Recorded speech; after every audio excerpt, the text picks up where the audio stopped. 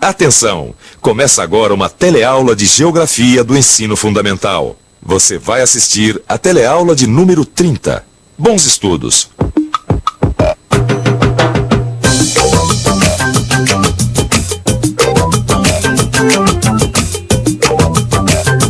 Eu já ouvi dizer que o nosso país parece um montão de países dentro de um só.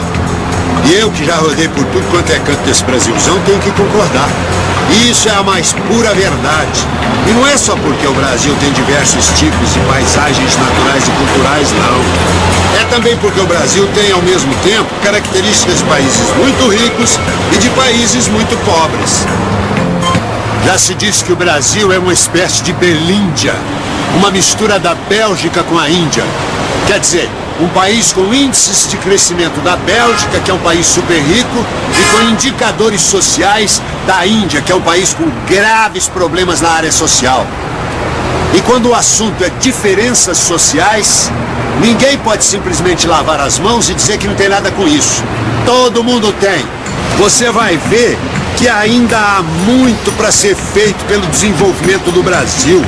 Vai verificar que, mesmo tendo avançado muito no processo de industrialização, nosso país ainda apresenta muitas desigualdades sociais e regionais na distribuição da riqueza. E vai observar que é só através da nossa participação consciente que essa situação pode ser modificada. Olha só a ironia. O pessoal aqui vai ter uma refeição e tanto. E eu acabei de ver na televisão uma notícia falando sobre uma campanha para arrecadar alimentos, para tentar diminuir a fome numa região castigada pela seca. Não dá para tapar o sol com a peneira, a coisa não tá nada boa. E a gente tem que olhar o próximo como um amigo. Você sabe, é como diz aquela canção: amigo é coisa para se guardar no lado esquerdo do peito. Vamos nessa? Nossa teleaula está começando.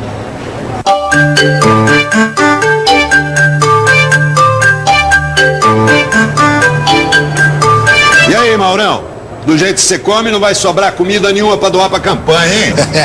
Também não exagera, né, Chico? Falando nisso, você viu a notícia também, não viu? O que você acha sobre essas campanhas contra a fome, hein? Porque pra mim eu não sei não, viu?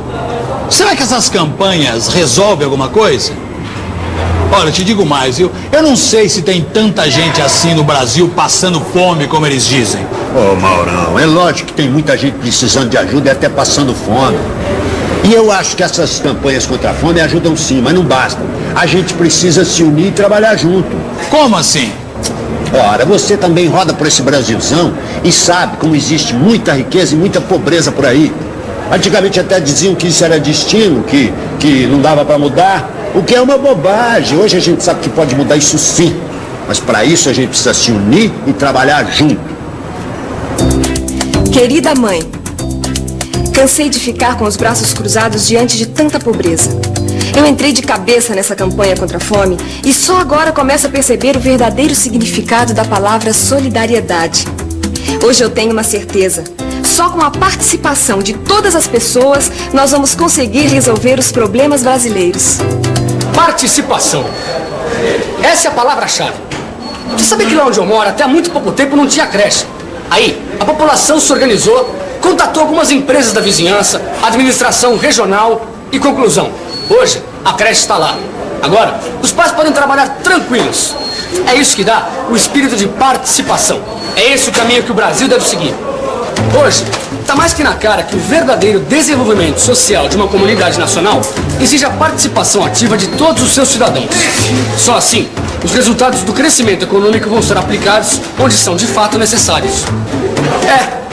Desenvolvimento e crescimento são duas coisas muito diferentes. Olha, um país pode crescer muito economicamente, mas não crescer nem um tiquinho assim socialmente. É por isso que é importante o espírito de participação.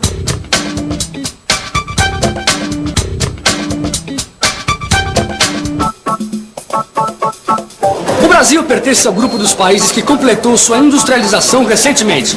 E recentemente, nesse caso, significa depois da Segunda Guerra Mundial. Por esse motivo, ele é chamado de país de industrialização recente, como por exemplo o México e a Coreia. E não foi um caminho fácil. No começo, esses países dependiam da exportação de produtos agropecuários para poder comprar máquinas para instalar suas indústrias. Depois, aos poucos, eles foram substituindo os produtos importados por produtos similares, fabricados no país. Esse processo ficou conhecido como substituição das importações. Nessa passagem da economia agrário-exportadora para uma urbano-industrial, foi muito importante a participação do Estado Nacional. Quer dizer, o governo ajudava a conseguir recursos financeiros e orientava os investimentos para o setor industrial. O Brasil se industrializou, mas a gente sabe que tudo tem um preço, e a industrialização teve custos elevados. Utilização impensada dos recursos naturais, como se eles nunca fossem se acabar. Devastação de florestas, esgotamento dos solos e das jazidas minerais, poluição do ar, dos mares e dos rios. Este foi um dos preços pagos em troca da industrialização. É o chamado custo ambiental. Mas felizmente já se percebeu que as coisas assim não dão certo. Destruir a natureza é uma espécie de suicídio. A indústria precisa conciliar o crescimento com o equilíbrio ecológico. Isso não é um problema que acontece só com a natureza. O alto preço que o Brasil pagou pelo crescimento atingiu diretamente o ser humano. É o chamado custo social. Uma consequência direta da falta de preocupação que existia em relação aos efeitos da industrialização sobre as condições de vida das pessoas e também em relação à distribuição social dos frutos da atividade industrial. Hoje, esse custo social é um dos grandes desafios a ser enfrentado por toda a sociedade brasileira. É lógico que esses custos comprometeram bastante o desenvolvimento social, mas mesmo assim, o Brasil tem crescido e este crescimento é medido através da evolução do seu Produto Interno Bruto, o seu PIB. Você sabe o que é PIB? Já ouvi falar. É um problema do governo, né, do crescimento. Produto bruto, uma coisa assim, mas diretamente especificado, não estou bem por direito. Bom, vamos tentar entender direitinho o que é PIB. Durante um ano, todas as famílias, empresas e também o Estado produzem e compram mercadorias, pagam ou recebem salários, utilizam-se dos serviços dos bancos, dos médicos, das escolas, etc. Muito bem, imagine que seja possível somar todos esses valores e retirar todas as despesas feitas durante este mesmo ano. O resultado é o PIB do país. Observando o gráfico do PIB brasileiro entre 1970 e 2005, fica fácil perceber como o Brasil vem crescendo. Olha só que interessante. Entre 1950 e 1990, o PIB brasileiro cresceu cerca de 8 vezes. O quê? Eu não estou falando? Esse pessoal está reclamando de barriga cheia. O PIB está crescendo. Isso é um bom sinal, ou não é? É lógico que é um bom sinal. Mas o problema é que esse crescimento não foi compartilhado por todo mundo. O quê? Você está dizendo que nem todo brasileiro saiu lucrando com esse crescimento? Exato. E isso é muito fácil de verificar. É só dividir o PIB de cada ano pelo número de habitantes que o Brasil tinha nesse mesmo ano. A divisão do PIB pelo número de habitantes é a chamada renda per capita. É como se cada brasileiro ficasse com a sua parte do PIB. E olhando num gráfico, a gente percebe um fato muito importante. Repare que entre 1970 e 2005, o PIB per capita brasileiro só cresceu. A renda per capita brasileira superou os 3 mil dólares em 2000 e em 2005 atingiu o valor de 4.260 dólares por habitante. Apesar da economia brasileira ser a 11ª do mundo, a renda per capita brasileira ainda é inferior a países como a Argentina, cuja renda per capita gira em torno de 4.728 dólares, e muito inferior aos Estados Unidos, que é de 41.347 dólares. Parece que agora finalmente minha empresa está decolando. E você sabe como tem sido difícil. Quando eu me lembro dos anos 80, por exemplo, com inflação de até 50% ao mês, eu sinceramente não sei como me virei. Ô Maurício, eu só não entendi uma coisa, direitinho. Por que nesses anos o PIB e a renda per capita caíram, hein? Começo da década de 80, época brava. O distrito industrial da nossa cidade quase foi por água abaixo. Sabe o que foi, Neno? Primeiro, teve a crise da dívida externa. O valor dos empréstimos que o Brasil tomou no exterior aumentou vertiginosamente com o aumento dos juros. Para piorar, a economia brasileira viveu sérias dificuldades internas, com altas taxas de inflação. Resultado, a economia brasileira ficou praticamente paralisada nos anos 80. Peraí, Maurício. Ó, se a economia cresce pouco e continua nascendo gente, então a renda per capita empaca, não cresce? É isso? É isso mesmo. Na década de 80, a economia cresceu na mesma velocidade que a população, o que agravou ainda mais as desigualdades sociais. Quando isso acontece, os jovens trabalhadores, por exemplo, encontram mais dificuldades para obter o emprego, né? É verdade. Esse negócio de emprego não tá fácil. Olha, eu tenho um primo que tá pulando miudinho para conseguir um novo emprego.